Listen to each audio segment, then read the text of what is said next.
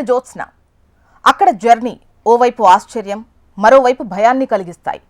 అలలపై ఇంజనీరింగ్తో అద్భుతానికి care of address ఆ కట్టడం. సముద్ర మార్గంలో ఎలాంటి ఆటంకం లేకుండా నౌకలు వెళ్లే విధంగా తొలిసారిగా వర్టికల్ లిఫ్ట్ బ్రిడ్జ్ ఏర్పాటు చేశారు. రామేశ్వరం ద్వీపాన్ని భారత ప్రధాన భూభాగంతో కలుపుతూ ఏర్పాటు చేసిన భారీ వంతెన ప్రారంభోత్సవానికి సిద్ధమైంది. 105 ఏళ్ల నాటి వారధి స్థానంలో సరికొత్త టెక్నాలజీతో నిర్మించిన పంబన్ బ్రిడ్జ్ నిర్మాణంపై హెచ్ఎంటీవీ స్పెషల్ రిపోర్ట్ ఇప్పుడు చూద్దాం. ఇంజనీరింగ్కే తలమానికంగా పంబన్ బ్రిడ్జ్ నిలవబోతోంది. దీనికి సంబంధించి ప్రారంభ ఏర్పాట్లు సిద్ధమవుతున్నాయి. అసలు పంబన్ బ్రిడ్జ్ ఏ విధంగా ఉంటుంది, ఏంటి అనే వివరాలు తెలుసుకునే ప్రయత్నం చేద్దాం. ఇది ఒకసారి పాత పంబన్ బ్రిడ్జ్ ఏదైతే పూర్తిగా కూడా అది క్లోజ్ అయిపోవడం జరిగింది. దాదాపుగా 2 ఏళ్ళుగా కూడా క్లోజ్ అవ్వడం జరిగింది. ప్రస్తుతం ఆ పక్కన కొనసాగుతున్నది కొత్త పంబన్ బ్రిడ్జ్. దీనికి సంబంధించిన ఏర్పాట్లు ఏ విధంగా ఉన్నాయి, సో ప్రజలకు ఎప్పటి నుంచి అందుబాటులోకి వచ్చే అవకాశం ఉంటుంది, ఈ అందుబాటులోకి వస్తే ఎలాంటి ఉపయోగాలు ఉంటాయి, ఇవన్నీ కూడా హెచ్ఎంటీవీ ఎక్స్క్లూజివ్గా పంబన్ బ్రిడ్జ్ వద్ద నుంచి మీకు అందించబోతోంది. భారతీయ రైల్వే వ్యవస్థలో మరో అద్భుతం ఆవిష్కృతమైంది.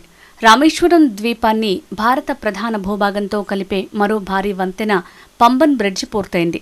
సముద్ర మార్గంలో ఎలాంటి ఆటంకం లేకుండా నౌకలు వెళ్లేలా ఏర్పాటు చేసిన వర్టికల్ లిఫ్ట్ బ్రిడ్జిని తొలిసారిగా సముద్రం మధ్యలో 17 మీటర్ల ఎత్తులో 550 కోట్ల వ్యయంతో నిర్మించారు. ఇది శ్రీలంక, భారత్ మధ్య గల పాక్ జలసంధిపై ఉంది. ఈ వంతెన పంబన్ ద్వీపం, రామేశ్వరం, ధనుష్కోడి పట్టణాల్ని కలుపుతుంది. 1914 ఫిబ్రవరి 24న నిర్మించిన పాత బ్రిడ్జ్ పూర్తిగా తుప్పు పట్టిపోయింది. 105 ఏళ్ల నాటి వారధి స్థానంలో సరికొత్త టెక్నాలజీతో కొత్త వంతెనను రూపొందించారు. పాత వంతెనపై 2022లో చివరి రైలు ప్రయాణించింది. 1914లో ప్రారంభించిన వంతెన 2010 వరకు భారతదేశంలోని అన్ని వంతెనల్లో పెద్దదిగా నిలిచింది. 2014 ఫిబ్రవరి 24 నాటికి పాత వంతెన నిర్మించి 100 ఏళ్లు పూర్తయింది. ఆ వంతెనకు దగ్గరలోనే కొత్త పంబాన్ బ్రిడ్జిని నిర్మించారు. ఇది ఇండియాలోని అన్ని బ్రిడ్జిల కంటే ప్రత్యేకమైంది. దేశంలో తొలి వర్టికల్ బ్రిడ్జిగా ఈ పాంబన్ సేతు నిలిచింది. 2019 మార్చి 1వ తేదీన ప్రధానమంత్రి మోడీ చేతుల మీదుగా కొత్త వంతెన నిర్మాణానికి భూమి పూజ చేశారు. 2020లో లైలా వికాస్ నిగమ్ లిమిటెడ్ ఈ వంతెన పనుల్ని చేపట్టింది. దాదాపు 4 ఏళ్లలో కొత్త పంబన్ బ్రిడ్జ్ పనుల్ని పూర్తి చేశారు. వంతెనపై ఏర్పాటు చేసిన 600 మీటర్ల పరిధిలో భారీ సైజు వర్టికల్ లిఫ్ట్ నిర్మాణానికి సుమారు 5 నెలల సమయం పట్టింది. 660 టన్నుల బరువు, 72.5 మీటర్ల పొడవుతో సముద్రంలో 2.08 కిలోమీటర్ల పరిధితో బ్రిడ్జికి ఇరువైపులా భారీ స్తంభాలను ఏర్పాటు చేశారు. 320 టన్నుల బరువున్న దూలాలు వేలాడేలా నిర్మాణం చేశారు. కొత్త పంబన్ బ్రిడ్జ్ పూర్తిగా ఎలక్ట్రిక్ ఇంజన్స్తో కూడిన రైళ్లు ప్రయాణించే విధంగా తీర్చిదిద్దారు. లండన్లోని టవర్ బ్రిడ్జ్ నమూనాను అనుసరించి నిర్మించారు. కొన్ని స్పానిష్ డిజైన్స్తో చేపట్టారు. ఈ బ్రిడ్జ్లో మరో ప్రధాన ప్రత్యేకత ఉంది. సముద్రంలో షిప్లు వచ్చినప్పుడు వంతెన పైకెళ్తుంది, కింద నుంచి షిప్లు వెళ్తుంటాయి. పాత బ్రిడ్జ్ స్ప్లిట్ విధానంలో ఉండేది. ఏవైనా నౌకలు వచ్చినప్పుడు బ్రిడ్జ్ను మాన్యువల్గా ఆపరేట్ చేస్తారు. బ్రిడ్జ్ 2గా విడిపోగానే ఆ గ్యాప్లోంచి నౌకలు వెళ్తాయి. కొత్త బ్రిడ్జ్ అధిక వేగంతో రైళ్లు ప్రయాణించేందుకు అనువుగా నిర్మించారు. డిమాండ్కు అనుగుణంగా ఎక్కువ రైళ్లు నడిచే అవకాశం ఉంది. సో పంబన్ కొత్త బ్రిడ్జ్కి సంబంధించి అన్ని ఏర్పాట్లు పూర్తి చేశారు అధికారులు. త్వరలోనే దీనికి సంబంధించిన ప్రారంభాన్ని సిద్ధం చేస్తున్నారు. ప్రస్తుతం పంబన్ బ్రిడ్జ్కి సంబంధించి ఏదైతే రామేశ్వరం నుంచి రామేశ్వరాన్ని కలిపే ఈ పంబన్ బ్రిడ్జ్, పాత బ్రిడ్జ్ అటు సైడ్ ఉంది. ఇప్పుడు ఈ కొత్త బ్రిడ్జిని ఏర్పాటు చేశారు. పాత బ్రిడ్జిలో మొత్తం కూడా తుప్పు పట్టడంతో దాన్ని మొత్తాన్ని కూడా పక్కకి పెట్టడం జరిగింది. దీంతో ఈ కొత్త బ్రిడ్జిని అయితే సిద్ధం చేయడం జరిగింది. ఈ బ్రిడ్జ్ ప్రస్తుతం టాప్లోకి వెళ్ళి దాన్ని కిందకైతే తీసుకురావడం జరుగుతుంది.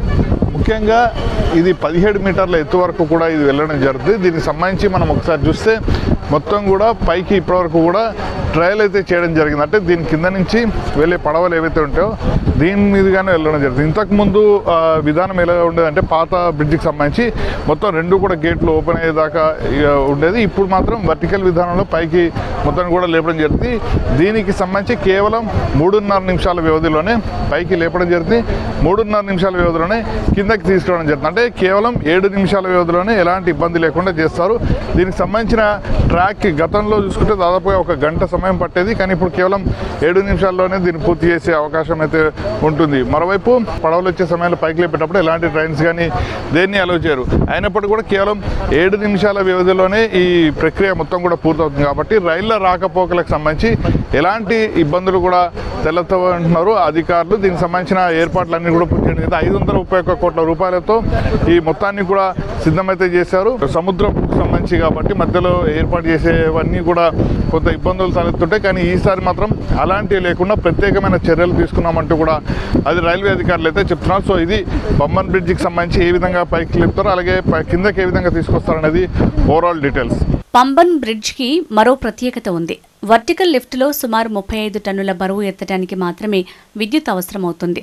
వంతెనను పైకి ఎత్తాల్సి వచ్చినప్పుడు మాత్రమే కింద లిఫ్టులు మోటార్ల సాయంతో పైకి లేస్తుంది. ఇదంతా రిమోట్ కంట్రోల్ ద్వారా ఆపరేట్ చేస్తారు. ఈ లిఫ్ట్ నిలువుగా పైకి లేస్తుంది. ఆ విధంగా లేచినప్పుడు సముద్రంలో నౌకలు వంతెన కింద నుంచి వెళ్లేందుకు వీలవుతుంది. ఈ వర్టికల్ బ్రిడ్జ్లో ఎలాంటి బోల్టులను వాడకుండా కేవలం వెల్డింగ్లతోనే నిర్మించారు. వంతెన మొత్తాన్ని స్కాడా సెన్సర్లతో లింక్ చేశారు. గంటకు 58 కిలోమీటర్ల మేర గాలులు వేస్తే ఈ సెన్సార్లు ఆటోమేటిక్గా బ్రిడ్జ్ని క్లోజ్ చేస్తాయి. పంబన్ బ్రిడ్జ్ నిర్మాణంలో ఎక్కడా 1 మిల్లీమీటర్ తేడా రాకుండా నిపుణులు జాగ్రత్త పడ్డారు. రోజు 100 మంది కార్మికులు రేయింబవళ్లు గాలివానల్ని లెక్క చేయకుండా పనిచేశారు. ఈ ప్రాజెక్టు కోసం వర్టికల్ లిఫ్ట్ స్పాన్ని తీరం నుంచి 600 మీటర్ల దూరంలోని ప్రతిపాదిత చోటుకు తీసుకువెళ్లేందుకు 5 నెలల సమయం పట్టింది. 660 టన్నులు 72.5 మీటర్ల పొడవున్న ఈ లిఫ్టుని పట్టాలపై తప్ప మరో మార్గంలో తరలించలేని పరిస్థితి. లాంచింగ్ గర్డర్లు, బేరింగ్ల సాయంతో పట్టాలపైకి ఎక్కించి రోజుకు కొంత దూరం తీసుకువెళ్లి అమర్చాలి. 2.08 కిలోమీటర్ల వంతెనలో 99 దిమ్మెలు 18.3 మీటర్ల పొడవుతో ఉన్నాయి. ఒక్కో దిమ్మెకు అనుబంధంగా 3 గుండ్రటి పైల్స్ నిర్మించారు. ఇవి పటిష్టంగా ఉండేలా సముద్రం అడుగున గట్టి నేల తగిలే వరకు 25-35 మీటర్ల లోతున పునాదులు తీశారు. కొన్ని చోట్ల భారీ రాళ్లు రాగా వాటిలోనే కాంక్రీట్ను వేసి నిర్మించారు. వీటన్నింటినీ ఆపరేట్ చేసేందుకు బ్రిడ్జికి ఆనుకుని సబ్స్టేషన్లను ఏర్పాటు చేశారు. సముద్రపు నీరు కావడంతో ఇక్కడ ఇనుము తుప్పు పట్టకుండా నిర్మాణాలపై 3 పొరలుగా పాలీసిలోక్సేన్ పెయింటింగ్ పూత వేశారు. 58 ఏళ్ల వరకు ఎలాంటి డోకా ఉండదు. చిన్న చిన్న మరమ్మతులతో 100 ఏళ్ల వరకు ఉంటుందని టెక్నికల్ టీం చెప్తున్నారు. సముద్రంలోని దిమ్మెలు పాడవకుండా చుట్టూ కేసింగ్ విధానంలో ఐరన్ చక్రాలతో కాంక్రీట్ వేశారు. ట్రాక్ పక్కన నడిచే దారుల్లో ఉప్పు చేరకుండా స్టెయిన్లెస్ స్టీల్తో పాటు ఫైబర్ రీఇన్ఫోర్స్డ్ ప్లాస్టిక్ వాడారు. కొత్త బ్రిడ్జి ప్రారంభమయ్యాక మొత్తం 12 రైళ్లు నడుస్తాయని, ఆ తర్వాత వాటి సంఖ్య పెంచనున్నట్టు అధికారులు చెప్తున్నారు. గంటకు 58 కిలోమీటర్ల వేగానికి మించి గాలులు వేస్తే స్కాడా దానంతటా అదే ఈ మార్గాన్ని ఆపేస్తుంది. గాలి వేగాన్ని కొలిచేందుకు దిమ్మెలు, టవర్లపై యంత్రాలున్నాయి.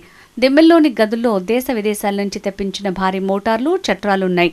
మత్స్యకారుల పడవలు, బ్యాడ్జ్ పడవలు, నేవీ, పోర్టుల నుంచి వచ్చే ఓడలు వంతెనను దాటాల్సి వచ్చినప్పుడు సిబ్బంది దిమ్మెల పైనున్న గదుల్లోకి వెళ్లి రిమోట్ ద్వారా వంతెనను లిఫ్ట్ చేస్తారు. ఇందులో వర్టికల్ బ్రిడ్జ్ సాంకేతికతను మాత్రమే స్పెయిన్ నుంచి తీసుకోగా మిగిలినవన్నీ భారత్లోనే తయారయ్యాయి. వర్టికల్ లిఫ్ట్ నిర్మాణం మొత్తంలో 3,38,014 బస్తాల సిమెంట్ వాడారు. 4,500 మిలియన్ టన్నుల స్టీల్ వాడారు. కేవలం 3.5 నిమిషాల్లోనే ఈ బ్రిడ్జిని లిఫ్ట్ చేసే అవకాశం ఉంది. ఈ ప్రాజెక్టు నిర్మాణంలో తెలుగు వ్యక్తి కీలకంగా వ్యవహరించారు. ఇంతటి ప్రతిష్టాత్మకమైన ప్రాజెక్టులో భాగస్వామి కావటం అదృష్టమని చెప్తున్న ప్రాజెక్టు ఇంజనీర్ చక్రధర్తో మా ప్రతినిధి face to face. Pamban bridge త్వరలో ప్రారంభం కాబోతుంది. సో ఈ బ్రిడ్జ్ ప్రతి ఒక్కరికి ఆసక్తికరమే. అయినా ఇందులో ఇంకొక ఆసక్తికరమైన విషయం ఏంటంటే మన తెలుగు వ్యక్తి చక్రధర్ గారు ఉన్నారు, సీనియర్ ఇంజనీర్. ఒకసారి ఆయనతో మాట్లాడిద్దాం. సార్, ఏంటి ఇలాంటి ఇంత పెద్ద టాస్క్ తీసుకున్నారు? వర్క్ చేసేటప్పుడు ఎలాంటి సమస్యలు ఎదురయ్యాయి మీకు? అఫ్కోర్స్ సమస్యలు అనే కాదు. Okay, what are the challenges is not a challenge for any engineer. Okay, so of course it's wind velocity ఎక్కువ ఉంటుంది, 30-40 kmph ఎవ్రీడే యావరేజ్గా ఉంటుంది. అండ్ అందులో సీలో రఫ్ వెదర్లో అండ్ వర్క్ చేయడం, ఎందుకంటే 1/3 ఆఫ్ ఇయర్ ఏంటంటే రఫ్ వెదర్ ఉంటుంది. ఓకే, సో అందులో కరోజు area. Okay, are the preventive measures we took and safety concern. ఏదైనా ప్రాజెక్ట్లో ఒక మీరు చూస్తే సేఫ్టీ అనేది ప్రివైలింగ్ థింగ్. బట్ ఇక్కడ ఏంటంటే nothing happen to any person, ఎవరికి ఏం కాలేదు.